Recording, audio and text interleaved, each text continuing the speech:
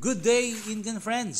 Ngayong araw tayo po ay mag-harvest ng ating saging. Yon, nakita ninyo na yung kanyang puno ay nabali na hindi na makayanan nito ang bigat ng kanyang bunga. Ito guys, yun, nakita, tinuturo ko po yung na may sign na siyang maluto. Ito yung tawag natin dito guys is urban gardening kasi dito na lang natin tinanim sa gilid ng daan. Kaya pala nating magpatubo at magpabunga ng saging kahit na maliit lang yung lupa. Yan. So ito yung bunch of banana, green banana guys. Yan. So marami itong variety.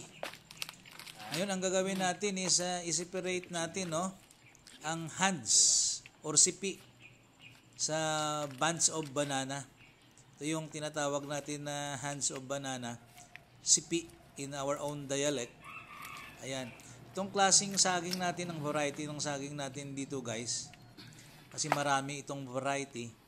Itong saging natin na dito sa gilid ng daan, tinanim natin, full green siya guys. Yan, tingnan nyo, full green. Kasi may mga variety naman na half green, half yellow. Mayroon namang full yellow. Pero yung sa atin, ang variety niya is full green. So, hinanap natin ito at na-search natin yung variety nito. Kaya nakita natin, ang tawag pala dito is plantain sa English.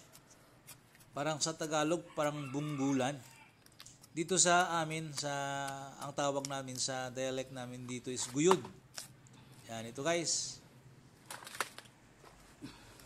So, ito, hinihiwalay natin yung sipi or hands sa kanyang bunch. Yan. So, ang ilan sa mga sipi nito guys, i-share natin sa ating neighbor, sa mga kapitbahay natin. Hindi rin natin ito maubos, kaya i-share natin ito sa kapitbahay natin guys.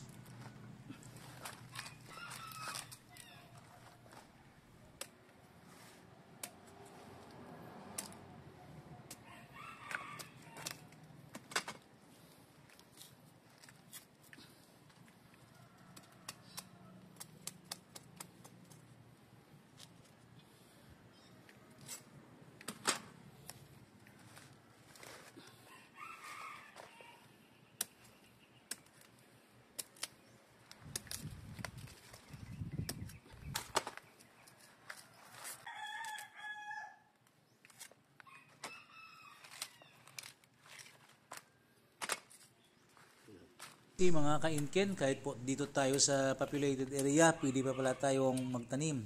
Ganito yung ginagawa ko. Taon-taon po, mayroon akong na-harvest na puno ng saging dito sa gilid ng daan.